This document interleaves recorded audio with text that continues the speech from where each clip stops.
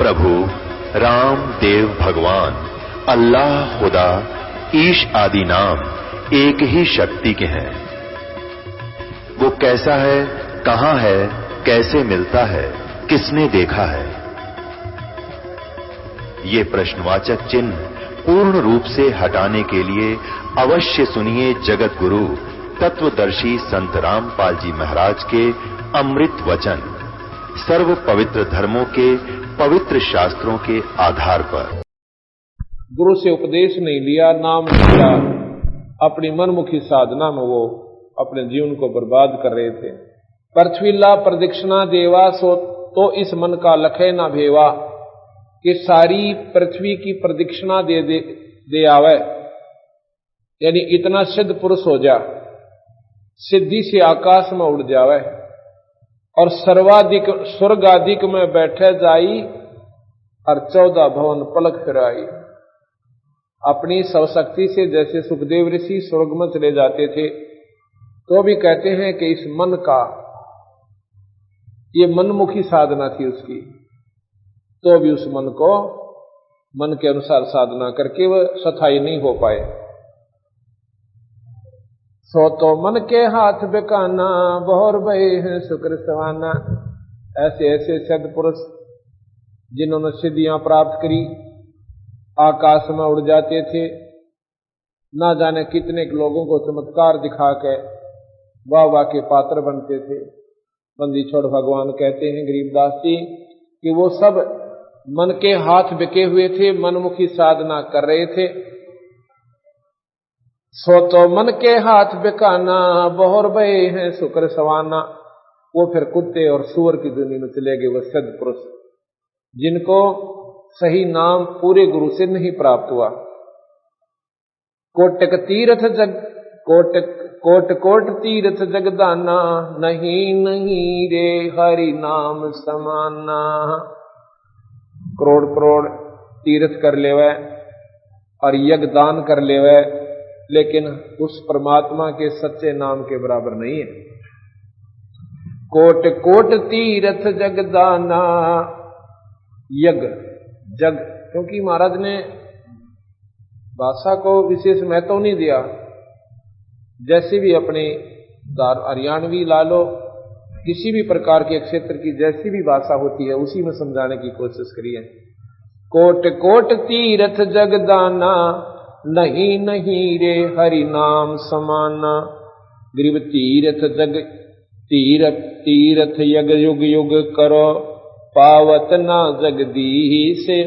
काशी करवत लेत हैं वो आण कटाव से।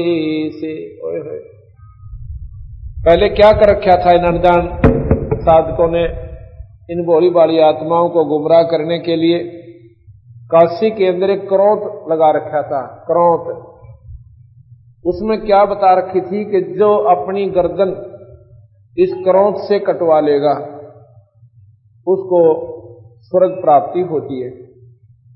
वो कैसे बना रखा था? गंगा के किनारे एक पक्का स्ट्रक्चर बना के और उसके बीच में एक बहुत नीचे जाकर गुफा बना रखी थी, और वहां पर उसको लिटा दिया जाता था कि तू सो जा आराम से, आंखें बंद कर लेना, उस परमात्मा का हुक्म होगा। कहते हैं उस समय वो क्रोध अपने आप आ जाएगा। वो अपना बैठ जाता था, लेट जाता था, और उधर से उसका कंट्रोल हैंडल कितना दूर स्थान पर था, उनके इशारे होते थे, वहां लेटा दिया, आप जाकर के वहां गुप्त रूप में उस क्रोध को नीचे को गिर दिया। और फिर वो अपना ऐसे सिस्टम करा रखा था कि उसकी गर्दन को ऐसे कर करके और टुकड़े कर देता था, और फिर वो नीचे एक पटला सा ला रखा था, वहीं से कंट्रोल होता था। उसको नो का नो गंगा में सरका दिया करते। ऐसा वहां पर काशी के अंदर इन अनजान साधकों ने बड़ी बड़ी आत्माओं को इतना गुमराह कर रखा था। तो गरीबदास जी महाराज कह रहे हैं, गरीब तीर्थ जग युग युग करो, पावत ना जगदीश। काशी क्रोत लेत हैं वो जा कटावे से। तीरथ व्रत अरु जोग जुगादम, नाम बिना सब कूड़ समादम। कर्म कांड से पावै राजम, जन्म पूर्वले बिगड़े काजम। तीरथ व्रत योग चाहे कितने जनताएं करते रहो, नाम बिना सब कूड़ संवादम, जिसके पास नाम का जाप नहीं है, ये वाद विवाद कितनी भी वार्ता कथा वो सुनावे, वो कूड़ यानी अनजान साधना है, उसका कोई लाभ नहीं। कर्म कांड से पावै राजम, और जन्म पूर्वले बिगड़े काजम। जैसे भी कोई तप करता है, कोई यज्ञ साधना कर लेता है, धर्म अधिक कर देता है, तो उसके प्रभाव से अगले जन्म में वो राजा हो जाता है, और राजा तीसरे जन्म में फिर पशु योनि में चला जाता है, क्योंकि भगवान के नाम की भक्ति का बीज उस प्राणी में प्रवेश नहीं हुआ।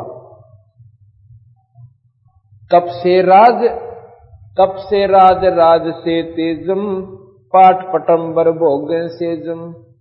तप से राज राज मदमानम, जन्म तीसरे सुकर समानम।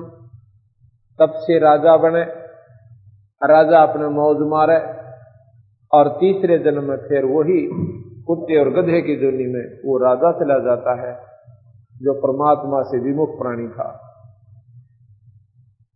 कर्म कांड सुरगापुर बासा, फिर घोर कुंड पड़ नरक निवासा। गज तुरंग पाल की अर्था, नाम बिना सब दानव व्यर्था। कितने ही मौज आपने कर रखी है, लेकिन जितने भी आप दान धर्म कर रहे हो, बिना नाम बिना गुरु के अगर करते हो, तो नाम बिना सब दानम व्यर्था। ये सभी दान आपके व्यर्थ हैं, इनका कोई लाभ आपने नहीं मिलेगा। कैसे? गुरु बनाया नहीं, और कितने ही भंडारे कर दिए, कहीं पर हरिद्वार में जाकर भंडारा कर दिया, या वैसे भी अपने मनमुखी कोई साधना करवाते रहे, करते रहे, अच्छे पुण्य कर दिए, किधर गौशाला में दे दिया, यानी पशु पक्षियों को भी खिलाते रहे। इन सारों का परिणाम क्या होगा? जिन्होंने नाम नहीं ले रखा, उन प्राणियों को इस किए ही पुण्य का परिणाम जरूर मिलेगा, लेकिन वो मनुष्य नहीं बनेंगे। अगले जन्म में उनको पशु योनि मिल जाती है। मान लीजिए जैसे कई कुत्ते आपने देखे होंगे, उनको ऐसी सुविधा उपलब्ध होती है, मेरे ख्याल में मनुष्य जीवन में भी 50% व्यक्तियों को प्राप्त नहीं है। बढ़िया कोठी के मारे ना, अलग से उसका कमरा होगा, और कई तो ऐसे कहते हैं कि हमने तो अपने टोमी के ऊपर विशेष कूलर का प्रबंध कर रखा है उस कमरे में, और ऊपर पंखा चलता है। दिन में 3 बार नौकर स्नान करवाता है, और डॉक्टरी जांच करके उसको भोजन मिलता है। कार में चलता है, ड्राइवर अगली सीट पे और कुत्ता पछली सीट पे। उसके जो मालिक है चलाने कोठी वाला, वो तो ड्राइविंग कर रहा है, और वो कुत्ता देवता पिछली सीट पर अपना ठाठ से जो बैठा, जो कि जिस प्रकार मालिक बैठता है। अब उस अनजान आत्मा ने दान घने कर रखे थे, उस दान की सुविधा प्रतिफल उसे ऐसा मिल गया, कार भी मिली, खाना भी इतना बढ़िया मिला, और अच्छा स्थान रहने को मिला, लेकिन मानव शरीर नहीं मिला। अगर उसने नाम भी ले रखा होता तो मनुष्य को शरीर मिलता, और ये सुविधा उसको मानव शरीर में प्राप्त होती। इसलिए महाराज कहते हैं, नाम बिना सब दानम व्यर्था। नाम बिना वो दान व्यर्थ गया, क्योंकि पशु योनि में बढ़िया स्थान समय अपना व्यतीत कर लिया, और अगले जन्म में उससे भी बुरी योनि में चला जाएगा वो प्राणी। फिर 84 का गेड़ लंबा चौड़ा बहुत लंबी व्यवस्था हो जाती है।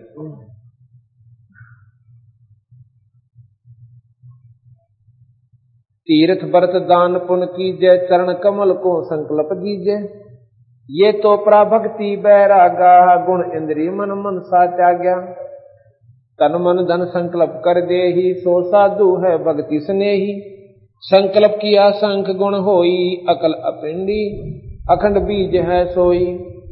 सोई बीज भोग्या भगवान ना, संकल्प किया द्रौपदी दाना। कंदुर सुदामा अर्पण कीने, पल में पुरी राम रच दीने। दान पुण्य की करे न आशा, जो अर्पे सो पुरुष निवासा।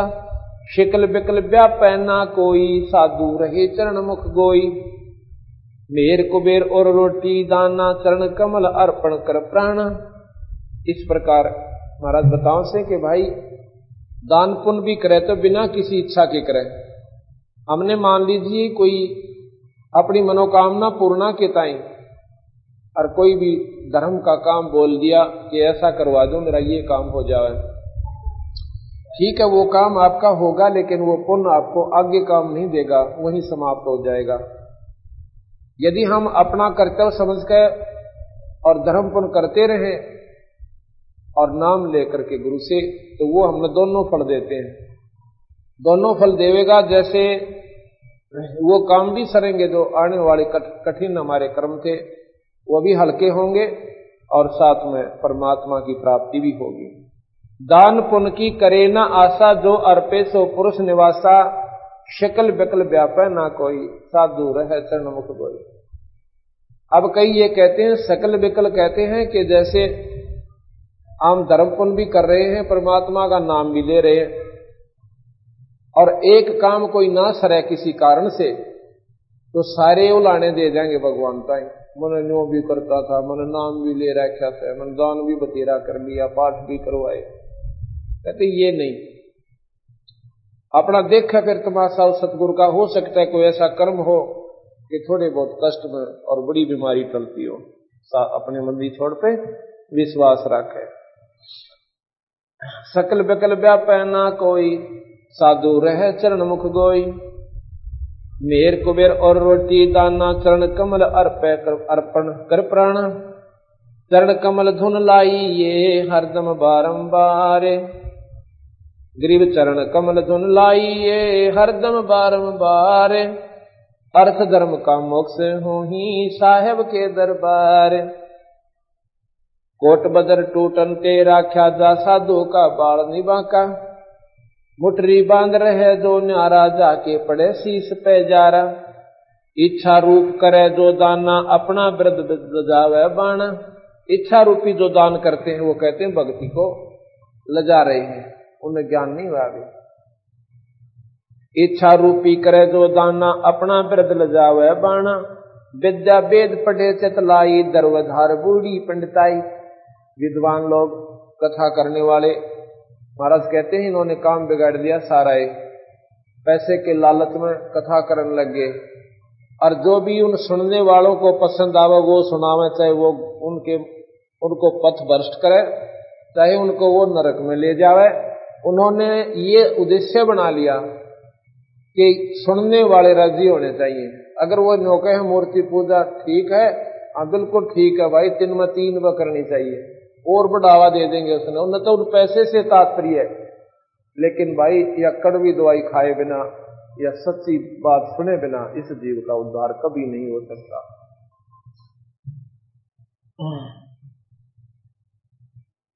कहते हैं विद्या वेद पढ़े चितलाई, दरवधार बूढ़ी पंडिताई। दर्व कहते हैं धन को। इस धन की धार में या विदुता नष्ट कर ली, बूढ़ी पंडिताई डूब गई वो विदुता, भगवान की जो पंडिताई खत्म होगी। इतने पंडित आशा माही, गुण गायत्री का बल नाही। सुतक पातक करें आहारा, पंडित जी में जग जो नारा। सुनो आज सनकादिक धर्मा, सुतक पातक नीचे कर्मा। ये सुतक पातक जीवना ये नीच कर्म होते हैं, ये पाप के भागी होते हैं। पहले तो कहते हैं कि किसी का, महाराज बता रहे हैं, कोई व्यक्ति मर जाता था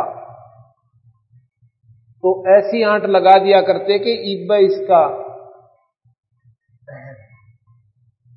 वो नहीं करना, अंतिम वो करते थे वो प्राणायाम, कहते इसका तर्पण नहीं करना, इसको बैतरणी से पार करेंगे हम। और जब करेंगे, कब करोगे कि इसका कारज करना पड़ेगा तुम्हें। तेरा मी का तार निकाडा कारज जीवनता ही, तेरा मी को जो समापन करना था वो समागम वो नहीं कराया। क्यों नहीं किया? क्योंकि भाई कारज और करना पड़ेगा तुमने, ना तो इतना अनर्थ हो जाएगा, ऐसा हो जाएगा। तो बंदीश्वर भगवान कहते हैं ये दर्वधार बूंदी बूढ़ी पंडिताई, इस माया की लहर में वो ज्ञान बह गया उन लोगों का। पंडित कौन होते थे? पंडित बताता हूं आपको। जैसे पंडित कैसे होते थे, जैसे गामा जी पंडित थे। पंडित नाम है विद्वान का जिसने पूर्ण ज्ञान हो कि ऐसे कर्म करने से हमें ये हानि होगी और ऐसा कर्म करेंगे तो हमारा धर्म नष्ट होगा, हमारे को पाप लगेगा। सुदामा ब्राह्मण थे, पंडित थे। ब्राह्मण सोए जो ब्रह्म पहचाने, जो आत्म तत्व का ज्ञान जिस प्राणी को हो जाता है वो ब्राह्मण कहलाता है। नहीं कोई जात की फीस से ब्राह्मण नहीं बनता। अब जैसे कोई वैद्य कवावे, उनका कोई बड़ा व्यक्ति वैद्य था, 5वां 6वां दादा, और अच्छा वैद्य था।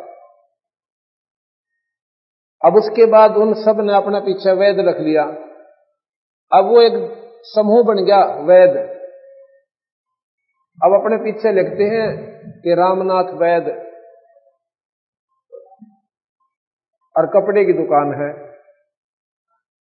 ये उस तरह को पूछे पेट के दर्द की दवाई को मन ना मेरा वैद्य क्यों लिख रखा?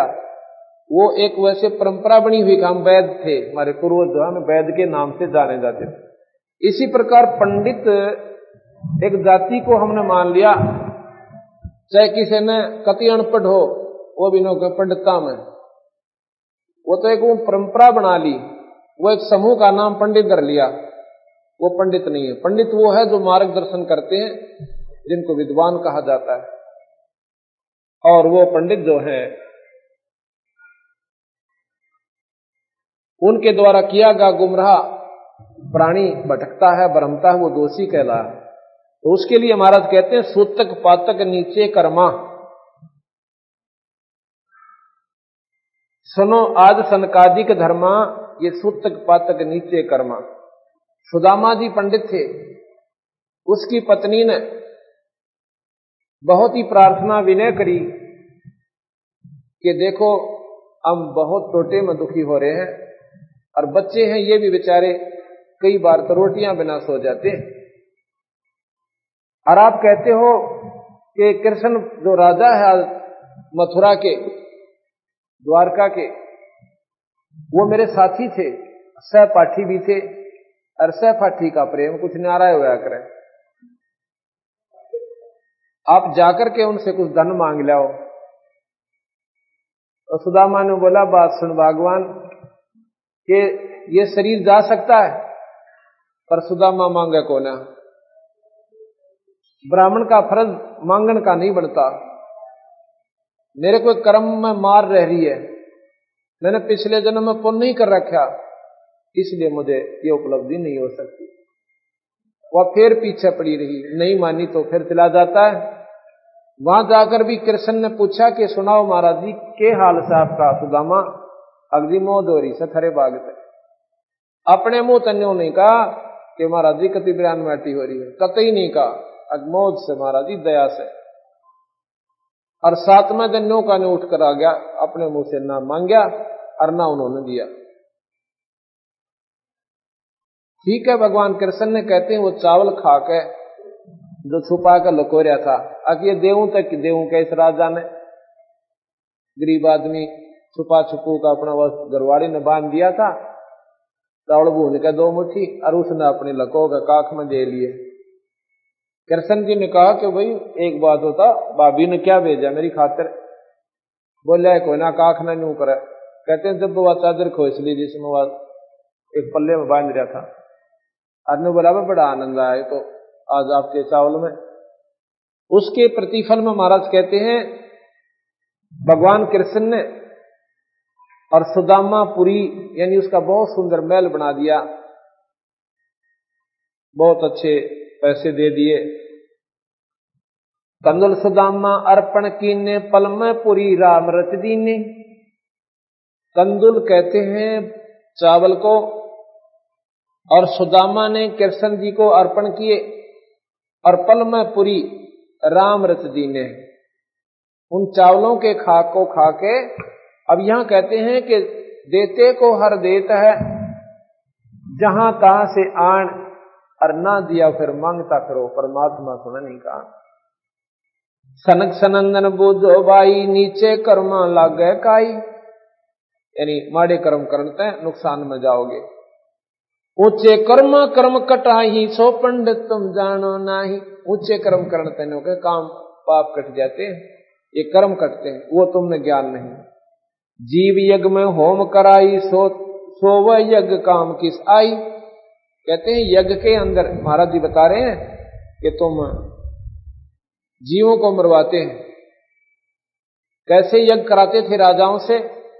उनके हाथ से अजा कहते हैं बकरी को, बकरी कटवाते थे और उसको फिर न्यू का न्यू अवन पूर्ण हो लेता, उस बढ़ते हुए बट में उस न्यू के न्यू बकरी को डाल देते थे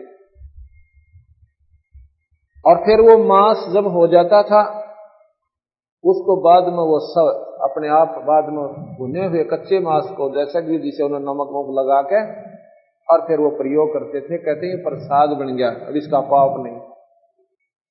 महाराज जी कहे इतने अनुदान बन गए जीव के स्वाद की खातिर, ने भी ना सोचा कि इतना अनरत करने लग रहे धर्म के काम में, और जीव इंसा पता क्यों कर पार पड़ा है। जीव यज्ञ में होम कराही, जीव यज्ञ में होम यानी उसमें डाल दिए, और सो वह यज्ञ काम किस आई। एक जीव अचराचर माई, शिव ब्रह्मा की पदवी ताई। एक ही जीव है इस 21 ब्रह्मांड तक, चाहे वो कीड़ी है और चाहे शिव ब्रह्मा विष्णु महेश तक है। एक जैसा दुख है, एक जैसा वह सुख आभास करते हैं। कर हैं पाप करते हैं धर्मा, मनुष्य पकड़ कर होम्या यज्ञ नरमा।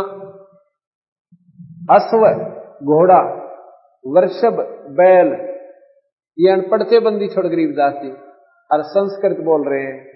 अश्व वृषभ और अजा जराई, अजा कहते हैं भेड़ को, अश्व घोड़ा और वृषभ बैल और अजा भेड़ कहते हैं ये कटवा के और तुमने जुल्म करवाया। अश्व वृषभ और अजा जराई, इनका पाप गिना नहीं राई। वो जो ब्रह्मा विष्णु महेशा, अचराचर का कहा अंदेशा। वो जो ब्रह्मा विष्णु महेशा, तिहू देव का ना उपदेशा। इन ब्रह्मा विष्णु महेश से आप पूछ लीजिए, किसी भी शास्त्र ने उठा के इन परमात्माओं ने कभी ऐसा जुल्म करने की खातिर नहीं कहा कि तुम ऐसे पाप करो, ये अजा कटाओ, बकरी कटवाओ या बैल कटवाओ। गरीब पंडित ज्ञानी बूढ़िया, कीने जीव विद्वंस। कीड़ी कुंजर आत्मा, सब गट एक अंश। कीड़ी चींटी, कुंजर हाथी, जो कहीं में एक का आत्मा है। कीड़ी का वही ममता है, अपने बच्चों के प्रति वो भी मारो मार रहे ऐसे सारे दिन, और हाथी भी अपने बच्चों की खातिर, अपने पेट की खातिर, जिस प्रकार चींटी है वही सुख वही दुख कीड़ी में और वही हाथी में। कीड़ी मारने का भी वही पाप है और हाथी मारने का भी वही पाप है। कीड़ी कुंजर आत्मा, सब गट एक अंश। सब में एक ही ईश्वरीय शक्ति यानी आत्मा है। राजनीति काली का भक्षण, पंडित जीव घात अपलक्षण। और फिर क्या करते हैं, जो प्राणी बीड़ी शराब मांस तमाकू दारू का प्रयोग करते हैं, क्यों मांस फिर दारू बिना ना खाया जा, तो शराब की भी आदत पड़ जाती है इंसान को। सुरापान मदमासाहारी गमन करें भोग पर नारी। 70 जन्म कटते हैं शीशम साक्षी सायब हैं जगदीशम। जो ये जुल्म करते हैं, सुरापान करते हैं, सुरापान माने दारू पीना, मद कहते हैं, सुरापान मद यानी अमल को, मांसाहारी जो मांस खाते हैं, सुरापान मद मांसाहारी गमन करें भोग पर नारी। 70 जन्म कटते हैं शीशम साक्षी सायब हैं जगदीशम। बंदी छोड़ कह रहे हैं गरीबदास जी कि जो ऐसे जुल्म करते हैं ना, उनके 70 जन्म सर कटते हैं। कभी तो बकरा बनेगा और कभी वो और कोई ऐसे कर्म होंगे जिसकी वजह से उसकी गर्दन काटी जाएगी। पर द्वारा स्त्री का खोलने 70 जन्म अंधे हो डोलने। अब यहां बताते हैं कि कितना पाप होता है एक दुष्कर्म का।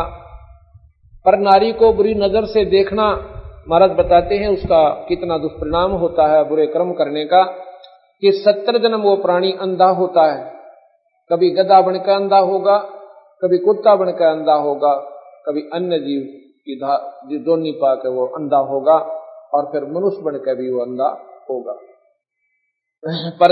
पर द्वारा स्त्री का खोलने 70 जन्म अंधा हो डोलने। मदरा पीवे कड़ुआ पानी 70 जन्म स्वान के जानी। एक बार जो दारू प्रयोग करते हैं प्राणी, उनका 70 जन्म कुत्ते के होते हैं। मदरा पीवे कड़ुआ पानी 70 जन्म स्वान के जानी। जोटे बकरे मुर्गे ताही लेखा सब ही लेत गुसाई। मर्ग मोर मारे मैं मनता अतरातर हैं जीव अनंता। जीवा शिवा जो हिते प्राणा निम्मा नाश गया हम जाना। तीतर लवा बुटेरी चिड़िया खूनी मारे बड़े अंगड़िया। अदले बदले लेखे लेखा समझ देख सुन ज्ञान विवेका। जो मो मंसर बिस्मिल लाई जिव्या स्वाद हिते कसाई। ऐसे पंडित जीव हिताना राजा के सिर धरा भयाना। अपनी छपरी बंधे ना कोई नगर अमान कर नर लोई। कर्मशाल कर्मों की बाजी भूल रहे हैं पंडित काजी। गरीब शब्द हमारा मानियो सुनते हो नर नारे। जीव दया बन को फर है ये चले जमाना हारे। ऐसे दुष्कर्म करने वाले प्राणी का बहुत बुरा परिणाम होगा। तो ऐसे जुल्म हमने नहीं करने चाहिए। मदरा पीवे कड़वा पानी और 70 जन्म स्वान के जानी। एक बार दारू पीने वाले के 70 जन्म कुत्ते के होते हैं। और इससे भी ज्यादा पाप हुक्का बीड़ी तमाकू पीने वाले को कहते हैं 100 नारी जारी करे सुरापान 100 बार। एक चलम हुक्का भर वो डूब काली धार। गरीबदास जी महाराज कहते हैं कि कितना पाप होता है इसको, एक बार दारू पीने से 70 जन्म कुत्ते के। और ऐसे 100 बार कर्म करे, 100 से गुणा कर दीजिए, 7000 जन्म हो गए। 7000 जन्म कुत्ते के होंगे उस प्राणी के जो एक बार हुक्का पीवे, यानी तम्बाकू प्रयोग करे, चाहे वो खावे या सूंघे, और चाहे सिगरेट में पीवे और चाहे हुक्का बीड़ी में प्रयोग करता है। उसका महाराज बता रहे हैं कि उसको कितने ज्यादा जुल्म होंगे, उसको इतना पाप होगा।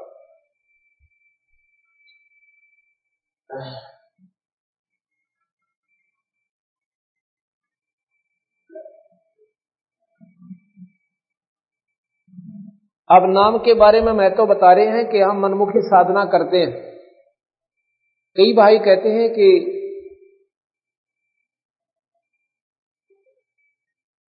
परमात्मा के केवल स्तुति कर लेने से, आरती करने से या परमात्मा के दर्शन करने मात्र से, कई कहते हैं कि हमने भगवान के दर्शन हो जाते हैं, जैसे कभी सौपन में कभी वैसे भी। तो महाराज कह रहे हैं ये तेरी पिछली कमाई काम कर रही है, लेकिन मुक्ति का अभी तक आपको कोई लाभ नहीं हो रहा। और नाम जो है अधिकारी बिना दिया नहीं जाता, और जब वैसे दे दिया तो काम नहीं करता। इस प्रकार कि जिस प्रकार एक सीप होती है समुद्र में जिसमें मोती बनता है। जैसे आपने शंख देखा होगा, शंखले से होते हैं, ऐसी उसकी आकृति हो है। ऊपर का शरीर उसका शंख जैसा हो है, लेकिन उसका आकार थोड़ा चपटा चपटा होता है। उसमें एक जीव होता है और वो जीव एक पानी की बूंद लेता है आकाश से। वो बूंद उसमें प्रवेश कर जावे, आकाश के पानी की समाति बोलते हैं उसको। और वो बूंद ऊपर का जो जल उसको मिल गया तो वो उसमें मोती बना देता है। यदि कब वो जल उसमें कब प्रवेश करता है, जब उसका वो मुंह खुला हो, अंदर उसको तड़फ बनती है और ऊपर आके वह समुद्र के ऊपरले हिस्से में मुंह खोल देती है। उसमें बारिश हो रही हो तो उसकी एक बूंद उसको काफी है और उस बूंद को लेकर मुंह बंद करके वो वापस पानी में चली जाती है। उससे वो मोती बन जाता है। अगर वो मुंह ना खुला हो और चाहे उसके ऊपर फिर सारा इंद्र बरस ले, कितनी तगड़ी बारिश हो जावे, उसमें वो मोती नहीं बन सकती। इसी प्रकार जिस प्राणी की अंतरात्मा में सच्ची लगन भगवान पाने की और नाम लेने की हो जाती है और उस तड़प के साथ वो नाम लेकर फिर अपनी साधना शुरू करता है तो उसको लाभ होता है। यदि नाम ना चाहते हुए भी वो नाम ले भी जाएगा तो उसको कोई लाभ नहीं होगा, क्योंकि उसमें वह कसक नहीं है। इसका उदाहरण देते हैं बंदी छोड़ के। एक समय इस पार्वती के, जो भगवान शिव की पत्नी है, 107 जन्म हो लिए। 107 जन्म उसके हुए और प्रत्येक जन्म में वो भगवान शिव को ही अपना पति वरे और वो मर जावे, भगवान शिव न्यू का नू रहे। 108वां जन्म जब उसका होता है और गौरी नाम से वो उत्पन्न होती है, शिवजी से ब्याह हो जाता है। उस समय एक दिन नारद जी जाते हैं और पार्वती से कहते हैं, माता अकामबाई,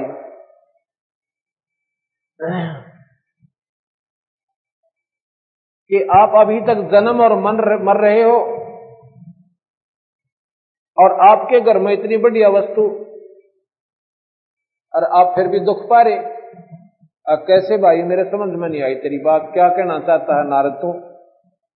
अब माता मैं बताऊं, भगवान शिव के पास एक ऐसा मंत्र है, अमर मंत्र, यदि वो आपको सुना दें, यानी आप उससे नाम ले लो उनसे, वो मंत्र आपको बता दें तो आपकी मुक्ति हो जाए।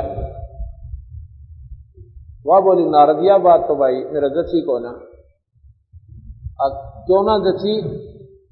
नारद जी ने कहा कि आपके 107 जन्म हो लिए, 107 बार तो आप मर चुके और 108वें की तैयारी हो रही, आधी उम्र जा ली आपकी। अक भाई एक बात बता, भगवान शिव जी मुझे इतना प्यार करते हैं, मेरे लिए वो जान भी दे सकते हैं, और तू क्या वो नाम ले रहे और मैं मर जाऊं, मुझे मरती देखते रहे? नारद जी बोले कि जान दे सकते हैं पर वह नाम नहीं दे सकते। क्यों? बोला भाई तो क्या मैं अंग्रेजी से बोल रहा है, तो सीधी बता मैंने क्या बात है। बात यह है माता जी कि आपने हृदय से पुकार नहीं करी उनसे। अभी तक आप उनको एक पति रूप से देख रहे हो, और जब उसको दूसरी दृष्टि से भगवान स्वरूप मान के और गुरु रूप से उसकी दृष्टिकोण से देखोगे और चरणा में पड़कर छक्कर होगे तड़प के साथ और फिर प्रार्थना करोगी, जब यो नाम मिलेगा और काम भी जब ही करेगा। और बताऊं क्या कि जो थारे घर में वो 107 खप्पर टंग रहे हैं ना, वो कंकाल तेरे सिर के हैं माई। मेरे सिर के? हाँ तेरे सिर के हैं भाई। और वो कई भगवान शिव जी भी अपने गले में गाय ले गिनती करे है कि 107 बार मर ली, निर्वाह कहीं भी समझ में नाम चीज का नाम ले लूं, पर कहता को ना। अब बोली रहता ने तो जुल्म कर दिया, मैं कितना जोगी भी ना छोड़ी तो नहीं गलत मानू तो वह दस्ती ना, क्योंकि वो 107 सिर। पर आज पूछूंगी वह किसके से, आज पूछिए मत ना, तो पाया में पड़ जाए, ये भी पूछने में लगी रहेगी बावड़ी। पैरा में पड़ जाना और जब छोड़ना, जब नाम देने की यहां भर लें कि दिन में पूछा किसके हाथ लज्जत है ना देता है, अरे भाई ठीक है। तो उसको ऐसी लगन लगी कि नारद बिल्कुल सही खबर ले आकर, और आज मेरे कोई 16 दिन आगे हैं और 107 दिन हमने भोग लिए। अब देखो विचार करने की बात है, एक बार राजा दक्ष ने यज्ञ की थी और पार्वती वहां चली जाती है अपने पिता के घर पे। पार्वती ने अपनी मर्जी से शिव से शादी करी थी, राजा दक्ष नहीं करना चाहता था, कतई नहीं करना चाहता था। और पार्वती ने अपनी चिट्ठी लिखकर नारद जी को दे दी थी, अब नारद जी मेरा यूं काम तो जरूर कर दे कि शिव आ जावे शादी अपनी बरात लेकर, मैं जानू मेरा काम जाने नाटन दे पिताजी ने। शिव जी आया था तो और भी राजा आ रहे थे, वो भी आगे, और भी बहुत में देव आए हुए थे। तो पार्वती ने शिव के गले में माला डाल दी, अपने पिता की मर्जी के खिलाफ शादी कर ली थी। जरा उसने दक्ष ने कह दिया था कि मेरे घर पर नहीं आ जाएगी आज के बाद, अर्जा कर ले ब्याह अपना, भाग जाए, तो वो चली गई थी। एक दिन राजा दक्ष ने यज्ञ कर रखी थी।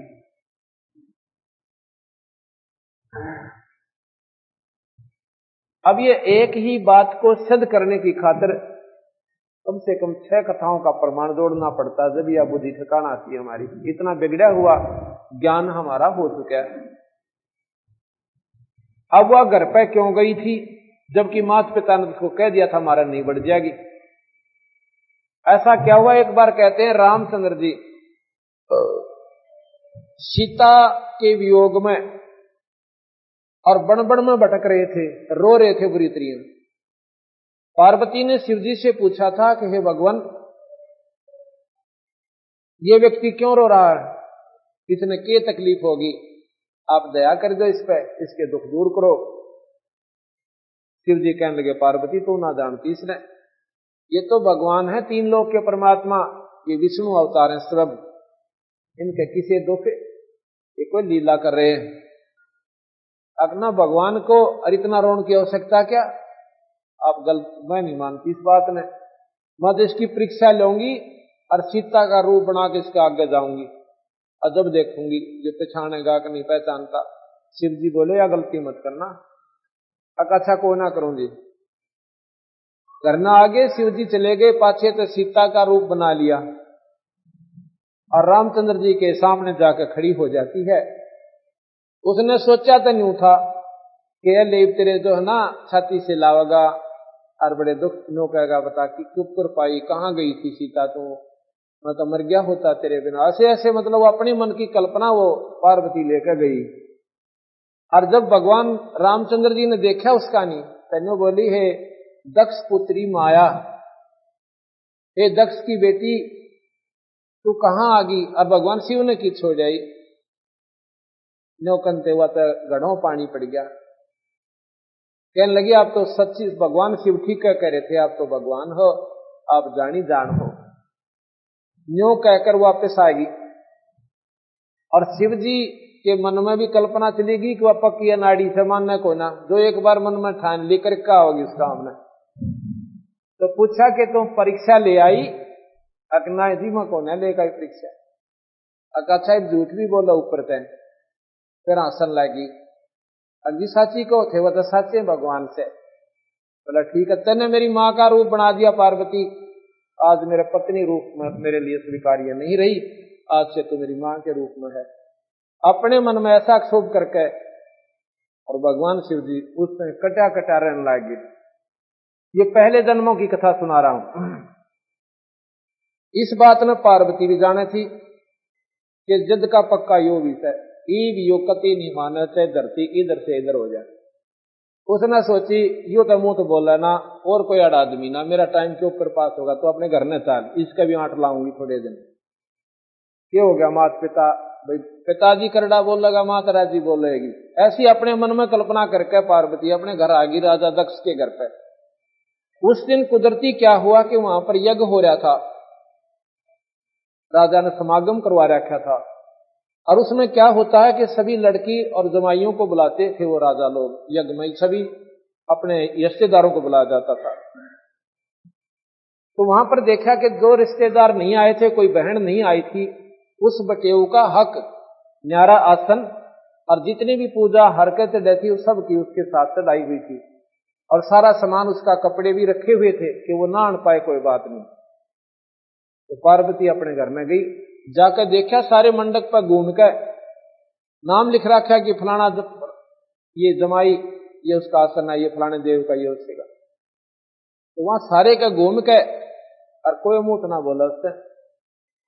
अपनी मां के पास गई, उसने देखा कि शिव जी का कितना जिक्र भी कोई ना, उसके पति का। तो अपनी मां से कहने लगी, मां आपने अपने जमाई का कितना स्थान भी ना छोड़ रखा, ये वली बेबे उसने अपना पीछा छुटवाना था। अब इसका बाप ईसा नाड़ी और यह भी नाड़ी है, जब अपनी मर्जी से शादी करेगी, मैं तो बीच में कैसे। कहने लगी, भाई मन्नत दे रहा ना बेटी, तेरा बाप जाने तुम जाने ना, वो मेरी मानता, उससे पूछ ले। वो अपने पिता के पास गई, कहने लगी, पिताजी आपने सभी बहनों के जितने जमाई बटेऊ नहीं आए उनका हक दर रखा, मेरा को ना। तो बोला, तो बुलाई किस नाड़ाई किस लिए, अरे ऐसे निर्भाग का मैं को ना वो रखा करता, वो तो पशु है, आदमी थोड़ा है। गल में सांप उसका है, सारा दिन बडेले कूदे जा, किसी नड़ दिखा कर मैंने जुलूस कटवाना अपना। इस बात का वक्रड़ी काली मानेगी, अगला तेरी यज्ञ करवाऊं पूरी। जाके हवन कुंड में कूदगी, तो ना तो शिव जी के स्थान पास ठिकाना उसका, और ना माता पिता में आदर। उसने नहीं सोचा ला भी ये काम कर दूं, कराऊं तेरी यज्ञ पूरी। अब कहते हैं, अब कहां लाना चाहता हूं बात में, ना सोचे करके कोई सी आत्महत्या कर ले, ये पॉइंट नहीं हमारा कहने का भाव। ये से मैं कहां समझाना चाहता हूं, ये अनाड़ी साधना नहीं करनी चाहिए, पति जो का उस काम को नहीं करना चाहिए, हमने ये मानना चाहिए अपनी, तभी जाकर ये ऐसी दुर्घटनाएं हमारे साथ में होती है। एक न कही दूसरे न मानी, कहे कबीर दोनों ज्ञानी। अगर वह टाड़ा कर देती, मान लेती उसकी बात को, ऐसी घटना क्यों घटती कि भाई ना परीक्षा लेती, चलो शादी कर ली थी होगी, अरे भी ये काम और उसकी भी उसके अनुसार भी नहीं चल पाई हुआ। अब कहने का भाव मेरा ये संबंधी छोड़ गरीबदास जी का कि उसका वो शरीर खत्म हो गया, अवन में वो मर गई, शरीर का चाम जल गया, मांस जल गया, और वो कंकाल कति काला हो गया, जो बाकी ढांचा शरीर का रह गया।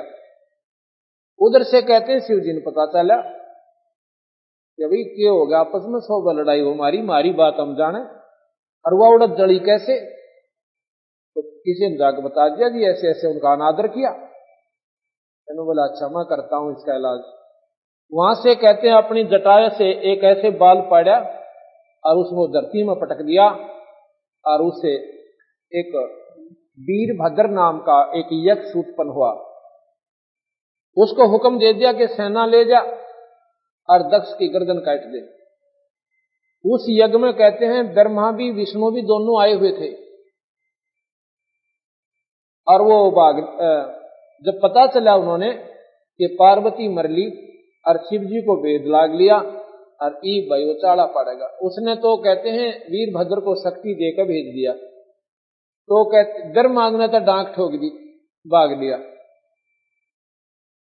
ब्रह्मा भाग गया, और दक्ष ने प्रार्थना की भगवान हमने तो तेरे आश्रय पे तेरे सारा तो यज्ञ करी थी और आप मुझे छोड़कर जा रहे हो। ब्रह्मा जी बोले भाई देख बात सुन राजा, वीरभद्र के सामने टकन की मारी हिम्मत कोई ने। ब्रह्मा जी खिस गया, अब विष्णु जी भी खिसकन लग गया। ये शिव पुराण में कथा है कि देखो उन्होंने सोचा मैं आप पकड़ कर बताऊं सो। शिव पुराण जो कि हमारे प्रमाणित शास्त्र है, विष्णु जी भी खिसकन लग गया तो करना में पड़ गया। दक्ष ने बोला महाराज जी आप तो छोड़कर ना जाओ। तो विष्णु जी भी कहता भाई देखो मारे बस का सौदा ही सह को ना, हम तो यज्ञ कराना आए थे, सारे यज्ञ उठन आए, लड़ाई उठन आए थे। तो बोला जी कुछ भी करो मैंने एकला छोड़कर मत जाओ। विष्णु जी खड़े हो गए, वीरभद्र आ गया, सभी सेनाओं को राजाओं को काटता मारता विष्णु जी के सामना आमना हो जाता है। कहते हैं विष्णु जी को ने अपना जो पहले तो तीर छोड़ा तो उसने अपने त्रिशूल से उसका वो तीर काट दिया विष्णु जी का। फिर क्या कहते हैं कि उसने सुदर्शन चक्र छोड़ा, सुदर्शन चक्र भी उसने अपने त्रिशूल से काट दिया और विष्णु जी ऐसे हो गए जैसे मूर्ति हो अग्र पत्थर की, स्तब्ध हो गए। शिव पुराण में आगे लिखा है कि वो वहां के वेद मंत्र बोलने वाले संत भक्तों ने, विद्वानों ने एक मंत्र बोलकर भगवान विष्णु की सतबता, यानी जो कति अल्लाह था ना टहला था, पत्थर की तरह हो गया था, वो भंग करी। फिर वो एकदम होश में आया और फिर वहां से भाग गया, चले गए भगवान विष्णु। आगे वो वीरभद्र ने जाके राजा दक्ष की नाड़ काट दी। ये लंबी कथा, अब इसको यही करते हैं। फिर कहते हैं भगवान शिव ने ये ज्ञान हो गया कि ऐसे ऐसे पार्वती को मार दिया, तो वो उसने पता भी चल गया कि दक्ष की नाड़ भी काट दी वीरभद्र ने। कई देवताओं ने जाके प्रार्थना करी भगवान शिव से, अके भगवान कोई बात ना, आपस में 100 बकवासनी होती है, पर राजा दक्ष के प्राण बख्श दो। कहने लगा भाई कोई ऐसा प्राणी ले आओ जिसकी नाड़ काट ले आओ और ताजी गर्दन कटी हो, मैं राजा दक्ष की गर्दन धड़ पर ला दूंगा, जीवित हो जाएगी। अब वो शीश नहीं लग सकता इसका। कहते हैं फिर जाकर के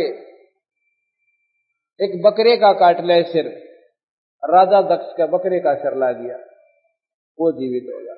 फिर भगवान शिव ने क्या किया कि उस पार्वती के उस कंकाल को उठाया और अपने कंधे पर धर लिया। इतनी ममता उमड़ाई कि पार्वती मैंने तो हंसी मजाक वैसे ही करा था और तन तो जुल्म पाट दिया, ये काम नहीं करना था। इतना प्रेम इतना भाव उसमें हो गया, उस हाडों में भी ममता फंस गई उसकी। कहते हैं उसके हाडों ने उस कंकाल को लिए भगवान शिव जी और पर्वत पर रोता हुआ घूम रहा है। कई वर्ष बीत गए, हजारों लिख रहा था, हजारों वर्ष ऐसे ही बीत गए। उधर से भगवान विष्णु ने सोचा कि जब तक इसके ये हाड खत्म नहीं होंगे इतने इसकी ममता टूटे को ना। भगवान विष्णु ने सुदर्शन चक्र को आदेश दिया कि इस पार्वती के हाड खंडा दे, खत्म कर दे कंकाल को। उसने जाके उस कंकाल को ऐसा धमाका कराया, धमाका हुआ कि वो कितना नाक पड़े, कितना कान पड़े, कितना हाथ पड़े, कितना शरीर पड़ा। तो वहां कहते हैं जहां नाक पड़ी उड़ा, आंख पड़ी उड़ा नैना देवी, आंख पड़ी उड़ा के मोर देवी, ऐसे ऐसे लोगों ने वो आस्थाएं बनाकर वह मंदिर बना दिए। बाकी जो बना कहते हैं और मंदिर बन गए। अब इस प्रकार इतना प्यार भगवान विष्णु शिव जी का पार्वती में प्रति जन्म में रहा और उसके बाद भी उसने वो मंत्र नहीं दिया। अब नाम की महिमा, अब नाम कैसे काम करे और फिर उसकी रहनी कैसी हो आप भक्तजनों की, तो दोनों मिलकर जब ये अपना पूरा काम करती है। तो क्या हुआ, अब इस प्रकार भगवान शिव जी जब घर पर आए, अब वहीं लाते कथा को कि नारद ने बता दिया था कि माता भगवान शिव के पास एक ऐसा अमर मंत्र है, अगर आपने वो दे दें आपका बेड़ा पार हो। आप इतना नहीं मरो जितने शिव जी नहीं मरे, इतने आप अमर हो जाओगी। जिस भगवान शिव की सबसे ज्यादा आयु है, ब्रह्मा से भी और विष्णु से भी। तो श्याम ने जब भगवान शिव आए तो जैसे पहले वो बात करती थी अपने पति रूप में, व्यवहार कुछ और होता है।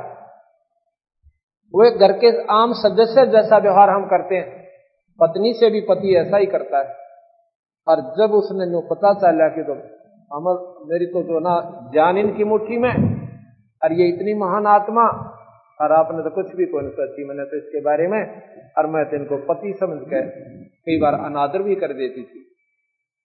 जब वो आते हैं भगवान शिव जी घर पे, कहते चरणा में गिर जाती है और रो रो कर रुदन मचावे। तो वो कहने लगा कि क्या बात से पार्वती, आज ऐसी दिक्कत क्या हुई आपको, किस चीज की आवश्यकता, तो साफ साफ बता।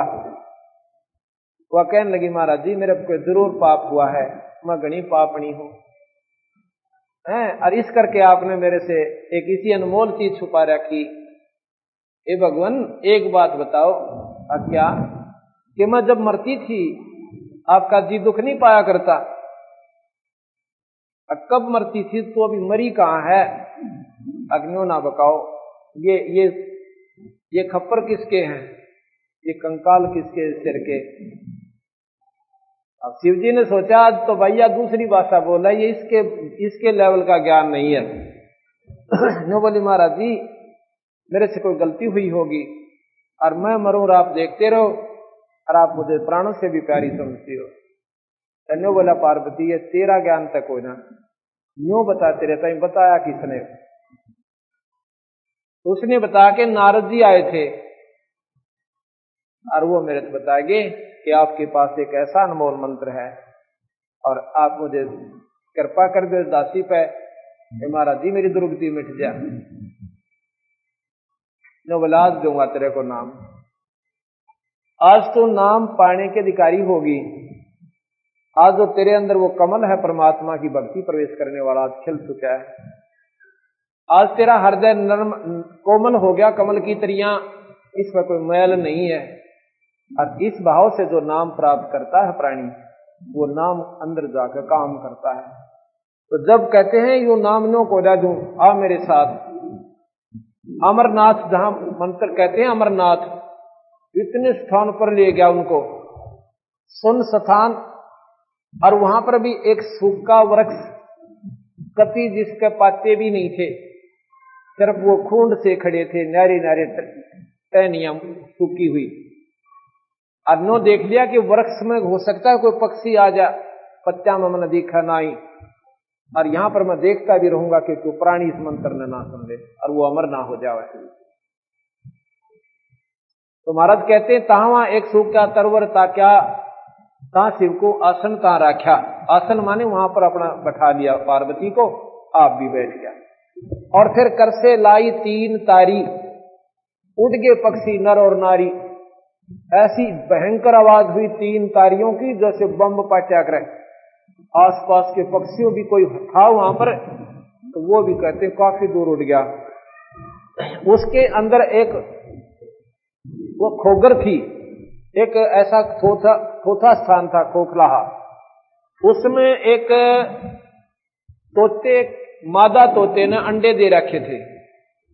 उसने 3 तारी जब बजाई भगवान शिव ने, जितने अंडे जो ठीक थे उनमें बच्चे बनकर वो भी उड़ गए, लेकिन एक गंदा अंडा बाकी रह गया।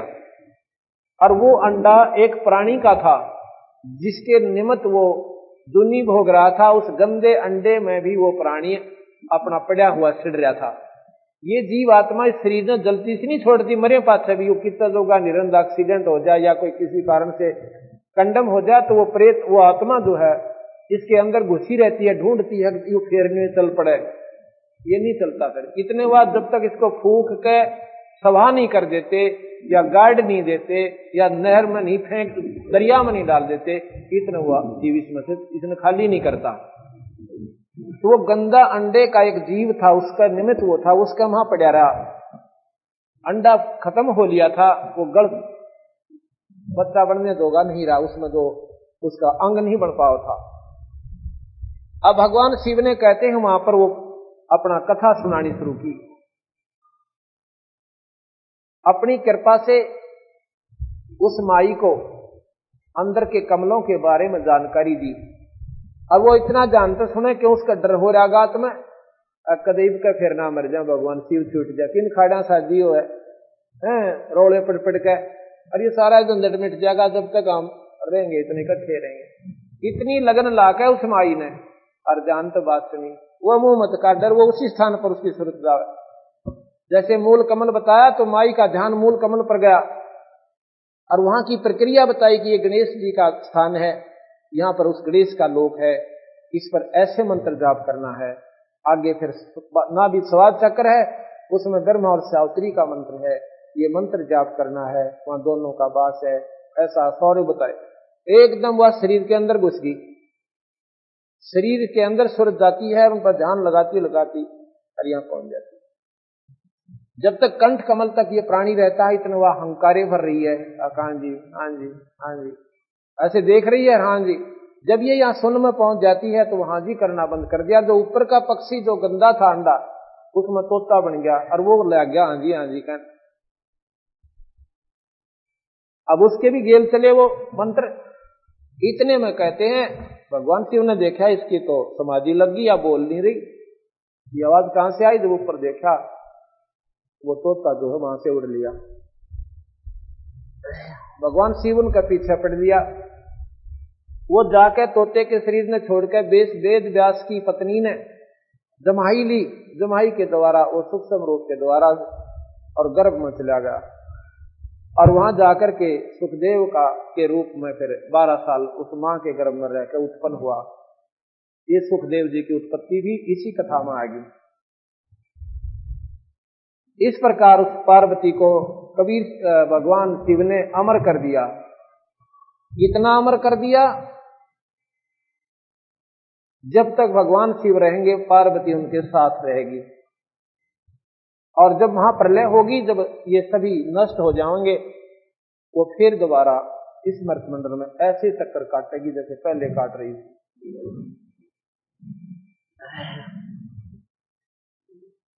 शंकों दे दरी तन योनी नो ततके का बीज न भूनी, मोक्ष मुक्ति का लख्या न भेवा, भर में पुत्र व्यास सुख देवा। अब देखो